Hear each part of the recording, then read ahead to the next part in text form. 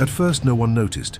There was no announcement, no press conference, no warning signs that made the news, just a gate that wasn't there before, a trail no longer marked on the map, a road that suddenly ended where it never had. Across the United States, access doesn't always disappear loudly. Sometimes it fades, sometimes it's erased, and sometimes it's removed so quietly that only the people who used to go there realize something has changed. These places weren't destroyed, they weren't abandoned. They were still there. You just weren't allowed to reach them anymore. Lock your doors. Put on your headphones, because after this video, you'll never see America's public land the same way again. The zones that vanished inside Great Sand Dunes. Great Sand Dunes National Park looks like a place where nothing can be hidden. Miles of open sand, endless sky, no trees, no walls, no corners to disappear into. And yet sometime in the early 2010s, regular visitors began to notice something subtle and deeply unsettling. Certain areas of the dunes were no longer being acknowledged. There were no announcements, no public closures listed on the park's website, but updated maps quietly removed informal routes that had existed for decades. Trail references vanished from brochures. Rangers began redirecting hikers away from specific dune corridors, offering only vague explanations. Environmental sensitivity, visitor safety, unstable terrain. The words sounded official. The details never followed. What made the situation stranger was that the dunes themselves had not changed. Satellite imagery still showed clear footpaths etched into the sand, some leading toward areas now considered off-limits. Visitors standing on higher ridges could still see those routes stretching into the distance, untouched, unmoved, but no longer accessible. It wasn't the land that disappeared. It was permission. Local search and rescue volunteers later confirmed that medical emergencies had increased in those same sections shortly before access was quietly reduced. Hikers reported sudden disorientation, vertigo, and extreme fatigue far beyond what heat or altitude could easily explain. In a few cases, rescue responses were logged without detailed public summaries, names, locations, outcomes missing. When questioned directly, park staff remained careful. No one denied that access had changed. They simply couldn't say why. Rangers rotated explanations, often repeating the same phrases word for word, as if trained not to go beyond them. No incident reports were released, no environmental studies were published, and no timeline explained when the decision was made. Longtime locals noticed another detail. GPS devices began behaving inconsistently in the restricted dune zones. Tracks would drift, signals would pause. Phones showed location errors that corrected themselves once hikers turned back. Officials dismissed the reports as equipment failure, but the complaints followed the same invisible boundary lines, marked only in internal park systems. The most unsettling part is how quiet the transition was. One season people walked there freely, the next they were gently turned away. No fences, no danger tape, just redirection. New visitors never noticed anything missing. Only those who remembered the old paths understood that something had been taken away. Great Sand Dunes still welcomes millions each year. The views are unchanged, the brochures look complete, and most people leave believing they saw everything the park has to offer. They didn't, because when access disappears without explanation, the question is no longer what happened there, it's why no one is supposed to go back. The restricted corridors of the Black Hills. The Black Hills have always been treated as open land. Forest roads, hunting corridors, service routes, paths locals used for decades without thinking twice, which is why people noticed immediately when those paths began to disappear. Not all at once, not dramatically, just quietly, one access point at a time. At first, it was a gate that hadn't been there before, then a road that still existed physically, but no longer appeared on updated maps. GPS systems began rerouting drivers away from areas they had used for years. When asked, officials offered no formal explanation, no public announcement, no press release, just silence. What unsettled residents most was how selective the closures were. Popular tourist areas remained open, but specific corridors, usually deeper in the forest, farther from main roads, were suddenly marked with generic warning signs. No agency logos, no dates, just statements like restricted area or no public access. Some signs appeared overnight. Others replaced older markers without explanation. Hunters were among the first to push back. Many had permits allowing access to land they had legally used season after season. Those permits were suddenly void in certain zones, even though boundaries were never clearly redrawn. When pressed for clarification, local offices redirected questions upward. Federal offices deferred responsibility downward. No one owned the decision. Then came the maps. Older topographic maps still showed the corridors. Newer editions didn't. Roads vanished as if they had never existed. Trail numbers were removed. Even historical references began disappearing from public-facing databases. It wasn't abandonment. Maintenance crews were still seen in the area. It was erasure.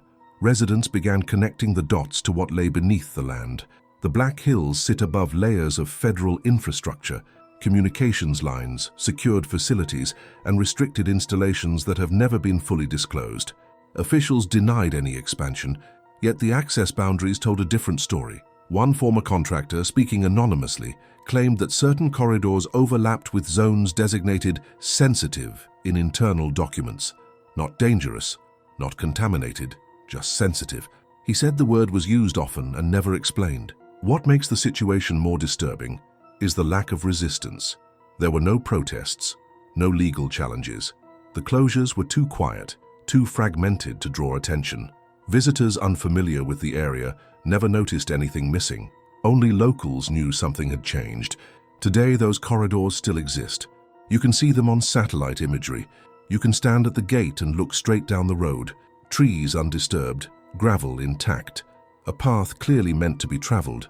You're just not allowed to anymore, because in the Black Hills, access wasn't removed because the land became unsafe. It was removed because the land became inconvenient. The trails that were erased from Olympic National Forest. Olympic National Forest is known for its permanence. Some of its trails were carved more than a century ago, mapped carefully, and passed down through generations of hikers, which is why the disappearance didn't go unnoticed. It just wasn't dramatic enough to make headlines. At first, hikers assumed it was a mistake. A familiar trail no longer appeared on updated park maps. A route once clearly marked was suddenly listed as unmaintained, then later removed entirely from official materials. No closure notices were posted, no warnings issued. The forest itself hadn't changed. Only the documentation had. People who knew the area well began to check for themselves, and what they found was unsettling. The trails were still there, footpaths worn into the ground, old bridges intact, switchbacks clearly visible beneath moss and fallen needles. In some places, trail markers had been partially removed, not torn down, not destroyed, just carefully taken away. When visitors asked rangers about the missing trails, the answers were strangely consistent. They were advised to stick to designated routes or told the trails were no longer recognized. When pressed for reasons, erosion, wildlife, safety concerns, staff avoided specifics. No incidents were cited, no reports referenced, just redirection. Former forest employees later revealed that internal guidance had changed. Rangers were instructed not to advertise certain routes and to gently discourage anyone attempting to access them. Not forbid, not enforce, just redirect. The word used internally, according to one retired ranger, wasn't closed. It was removed. What made the situation more disturbing was how quietly history vanished with it. Online trail databases updated their entries. Old hiking guides went out of print. Archived references became harder to find. It wasn't that the trails had become unsafe overnight. It was that they were no longer supposed to exist in public memory. Satellite imagery still shows them, thin scars running through dense forest. You can follow them from above, watching them weave toward areas that remain unnamed on modern maps. In some sections, access roads still lead directly to trailheads that no longer have signs. Parking lots without labels, clearings without explanation. No official statement has ever clarified why these routes were erased. There were no mass disappearances, no environmental disasters, no public threats, just a gradual removal of access, information, and acknowledgement. Today, new visitors hike Olympic National Forest believing they see everything worth seeing. They trust the maps. They trust the signage. They trust that if something existed, it would still be marked. But the forest remembers differently, because when a trail is erased without a reason, it's not the land being protected, it's the story. the expanding edges of the Nevada Test Range, Nevada. Most people think restricted land in Nevada begins and ends with a single name. But beyond that headline, something quieter has been happening for years, an expansion that never made the news, never triggered debate, and never required public consent. Along the outer edges of the Nevada Test and Training Range, roads that once allowed civilian travel now end abruptly. There are no dramatic barricades, no announcements, just new signs where old ones weren't, warnings that don't name an agency, gates that appear overnight, and routes that still exist physically, but no longer exist officially. Drivers who used these roads for decades noticed first. Their GPS systems began rerouting them miles out of the way, topographic maps updated without explanation. What used to be a through road became a dead end, even though the pavement continued beyond the gate. When asked, local offices claimed nothing had changed. Federal agencies deferred comment. No one acknowledged an expansion. Satellite imagery tells a different story. From above, the grid of dirt roads remains intact, stretching into zones now marked as restricted. Tire tracks are visible past the warning signs. Maintenance vehicles still travel those routes. The land is not abandoned. It is active, just no longer accessible. What makes the expansion unsettling is how carefully it avoided attention. The newly restricted areas are not famous. They don't include tourist landmarks. They sit just far enough from public interest to be ignored. No one protested because most people didn't realize anything had been taken. Former contractors have quietly suggested that these edge zones became operational buffers. Not testing grounds, not danger zones. Buffers. Areas meant to keep civilians away from activities not meant to be observed, even indirectly. When asked what those activities were, the answers stopped. In some places, the change was almost invisible. A sign moved a few yards closer to the road, a legal boundary adjusted by a fraction, a map legend rewritten, each change too small to trigger alarms. Together, they erased access across thousands of acres. Locals who tried to approach the new boundaries reported encounters that felt rehearsed.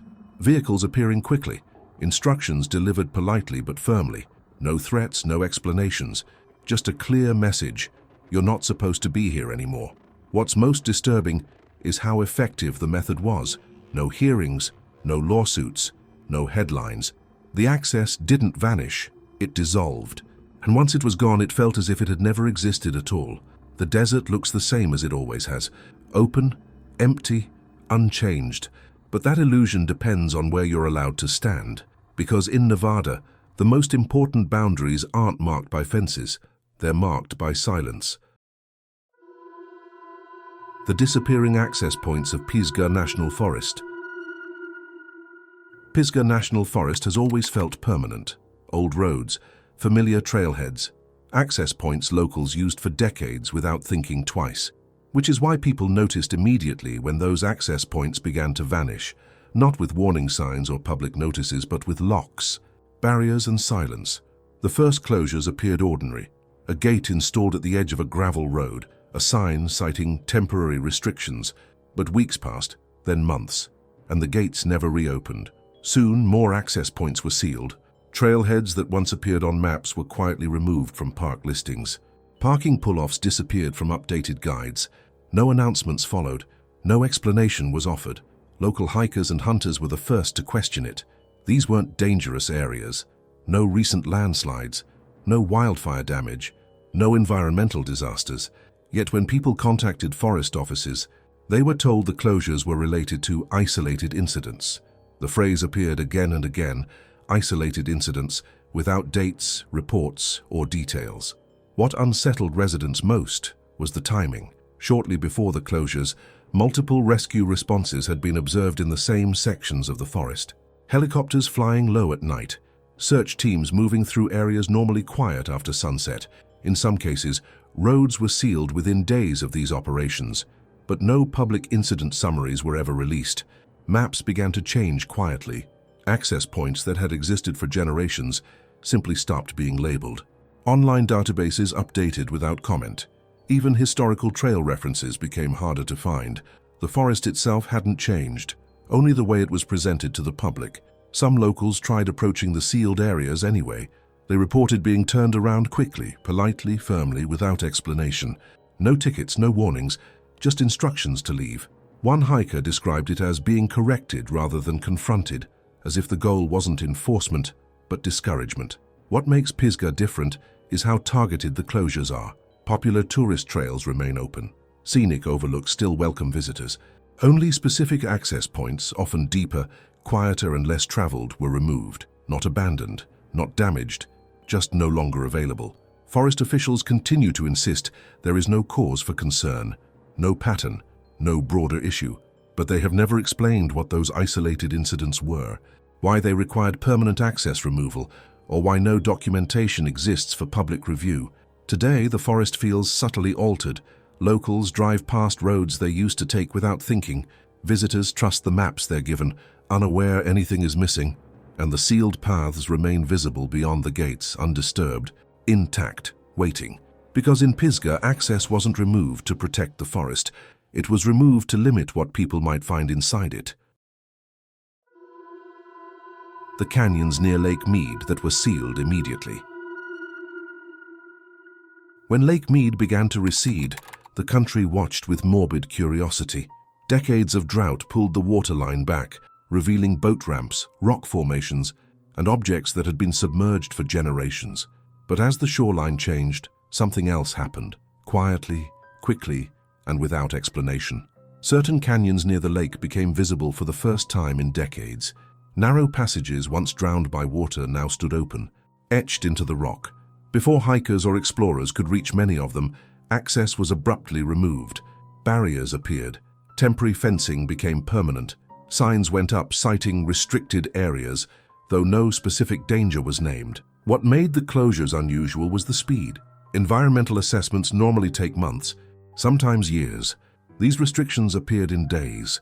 In some cases, access was sealed before the areas were even documented publicly. Drones were prohibited. Rangers increased patrols. Questions were deflected. Officials explained the closures as safety measures. Unstable terrain, risk of collapse, SCOV. But nearby canyons with identical conditions remained open. The boundaries didn't follow geology. They followed something else. As water levels continued to drop, reports emerged of discoveries made before the barriers went up.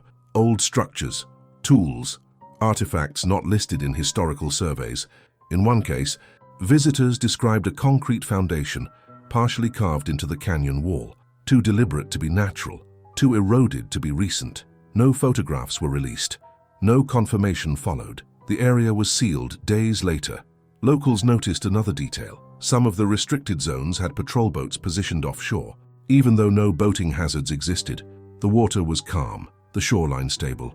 Yet access from both land and water was discouraged. In a few instances, visitors were intercepted and turned back without ever reaching the canyon mouth. Maps updated quietly. Areas that once appeared as unnamed terrain were simply blanked out. No trail markers led toward them.